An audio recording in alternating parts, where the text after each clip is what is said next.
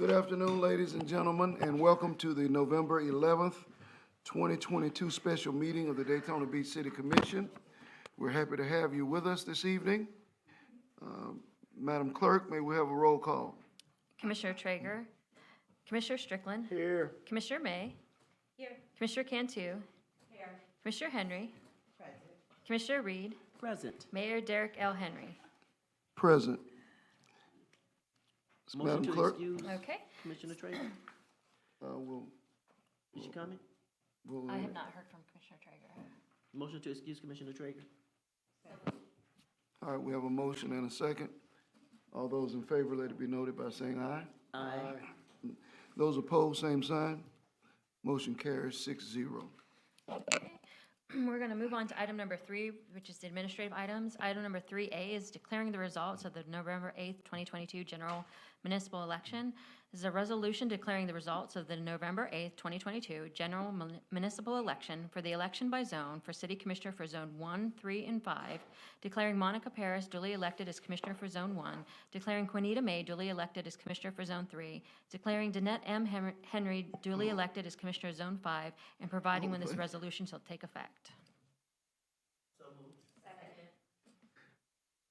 We have a motion from Commissioner Reed and a second from Commissioner Cantu. Do we have any questions or comments? Hearing none. All those in favor, let it be noted by saying aye. Aye. Those who are opposed, same sign. This motion carries 6-0. Okay, and the other item on our agenda is the City Manager's Office ratifying the local state of emergency. This is a resolution confirming and extending a declared state of emergency for an additional 7-day period, providing for a waiver of certain permit fees for a period of 60 days, suspending certain tree removal permit requirements for a period of 60 days, and providing when this resolution shall take effect. All right, we have a motion, we have a second. Sorry, thank you for clarification. So explain to me how this works. They've got residents, they've got trees. Does their tree removal person have to, no permit required? Can the resident remove the tree? Oh, go ahead. I don't know. Oh, no, we're just waiving the fee. They still need to come and apply for a permit. They still apply for the permit, they still do all the normal things? Yes. Okay, and what would the fee generally be? I don't. Be Okay. anything, Yeah, it All right. depends on depends. what it is. Okay, thank you. Okay. All right. We have a motion, we have a second. All those in favor, let it be noted by saying aye. Aye. Those opposed, same sign. Motion carries 6-0.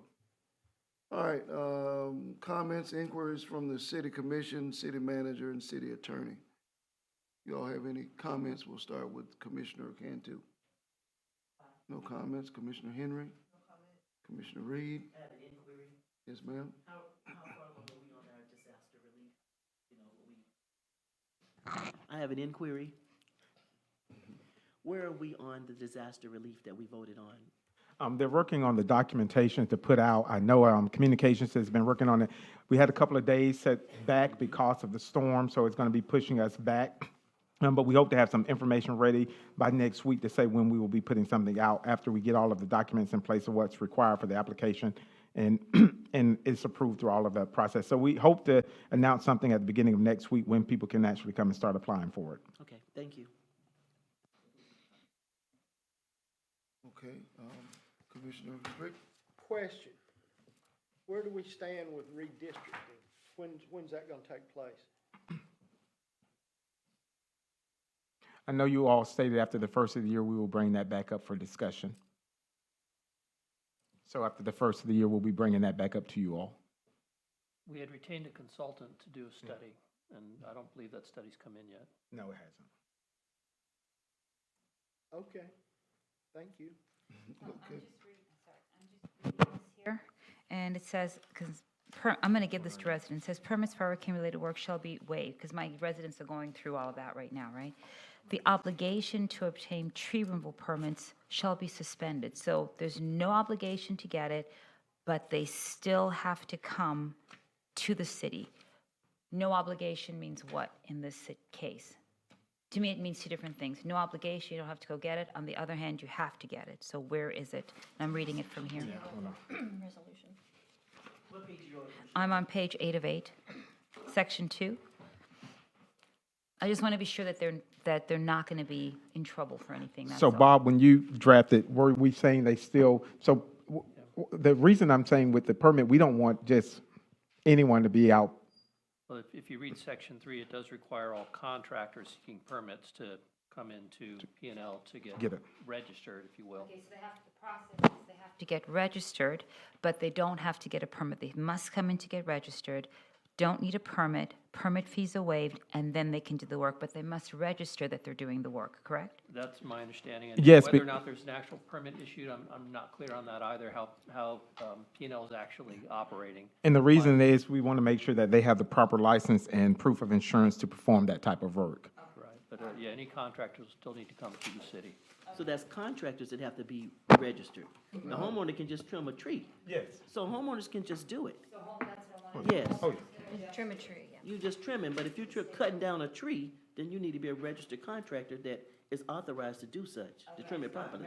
It's not, you can cut your own, it's not mandatory. You start to think about it. I wouldn't think we'd need a permit if the good Lord had knocked the tree down. All we gotta do is cut it up and haul it off. That's right. That's not cutting down a tree, that's just. I know, that's what I was thinking, you Ken know? is saying the good Lord took down trees in his backyard, so he cut them, the rest of them, and brought them to the front of his house. That's right, without a permit. And I won't come get a permit, because I didn't cut the tree down. Uh-huh, We're gonna strike that from the record. only if it's a contractor. His dogs are having a problem. Yeah, his dogs can see now. Okay. Was that the last one? You were, okay. Yep. Okay, Mr. Manager, do you have anything? Just congratulations to those who won their election, and I look forward to working with you as we move forward to keep doing great things here in Daytona Beach. Congratulations, Ms. Henry. Congratulations. Yeah, congratulations, ladies, and to our newest member who will join us next, Miss. Congratulations, Jeanette.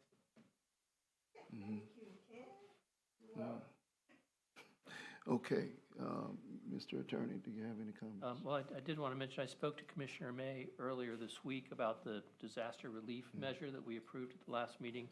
And the question from Commissioner May was whether that also applied to Hurricane Nicole.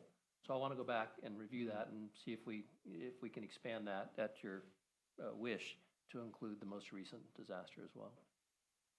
Okay, very good. So I'll bring that back to you next week to clarify. All right, excellent. Which reminds me, I have one more question, I'm sorry.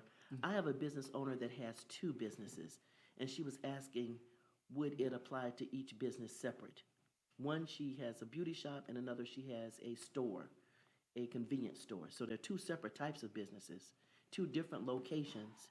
Yeah, I would just say apply for it all. That's what I thought, but I said I would ask.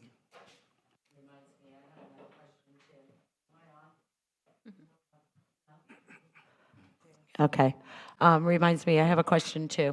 The yard waste. Is this Hurricane Nicole going to hold up the yard waste even longer?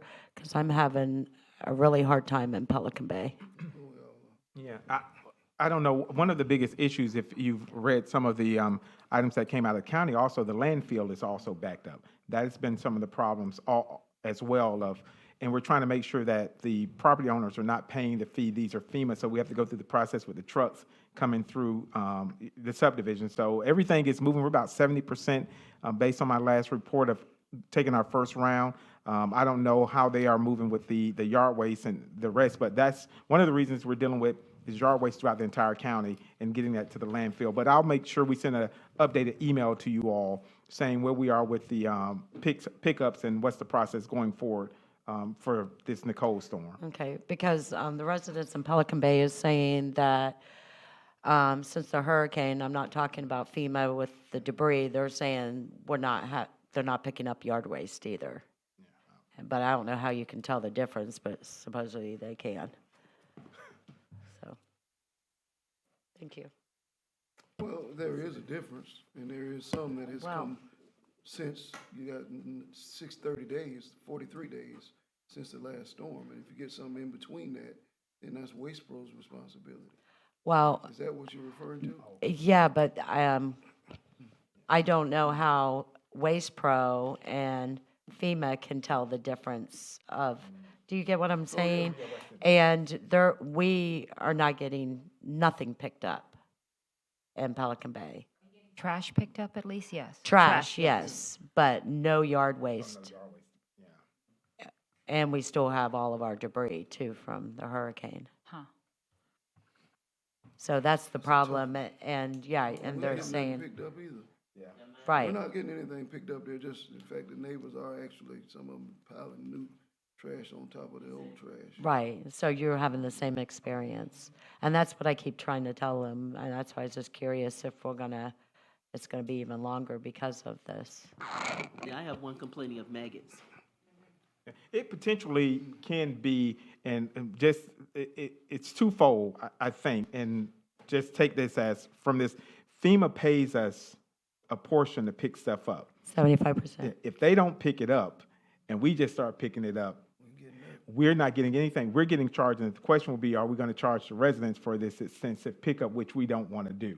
And I've explained that, and also I've explained that FEMA does not reimburse us for private communities, because usually HOAs, so the city is picking up the tab, because they tried to say, oh, you guys must be double dipping, and I'm like, no, we don't even get reimbursed for private communities. And I said, at least we have a city that picks up in there, so I like that on the record. Let me ask this. Do we have any control over which neighborhoods FEMA picks up in first? Or any influence? Because from my perspective, the neighborhoods where everything was moved out, where you got mattresses, stoves, refrigerators, they should be picked up before you have just yard waste. I agree. You know, and my neighbors, you know, and even the lady that I live with, they're ready for their stuff to be picked up.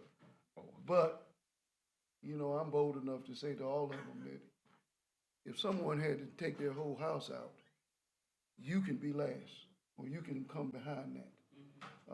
And I don't know if there's a procedure for that, but when I went over to visit some folks who've called me, some older seniors, and they have mattresses and everything they have out front, that's more of a health hazard and should be a priority.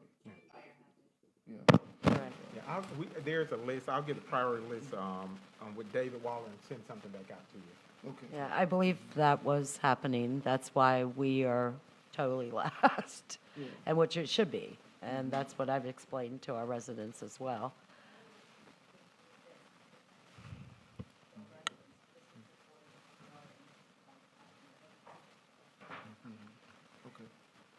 All right. We have a meeting on Wednesday, so we'll see you all on Wednesday.